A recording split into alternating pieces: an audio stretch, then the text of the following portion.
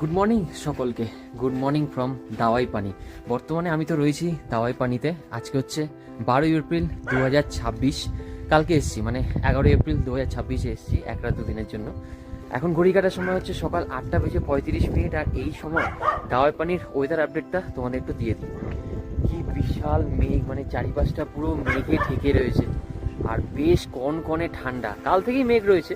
কালকে মেঘের পরিমাণটা সকালের দিকে অনেকটাই কম ছিল, রাতের দিকে বেড়েছিল, সেটা দেখেছিলাম। কিন্তু এখন মানে এই 12 তারিখ সকালবেলা চারপাশটা কিভাবে মেঘে ঢেকে রয়েছে তোমাদের একটু দেখাই। দেখো একবার।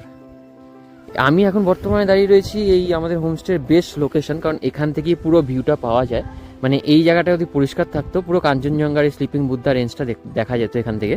এই পাশটা হচ্ছে নামচি, ওয়েস্ট সিকিম এই পাশটা, আর এদিকে হচ্ছে তাকদা, লামাহাটা, সব এই পাশটা। কিন্তু কি পরিমাণে মেঘে ঢেকে গেছে কিচ্ছু দেখা যাচ্ছে না। পরিষ্কার থাকলে এখানের ভিউ কিন্তু একটা আলাদাই হয়।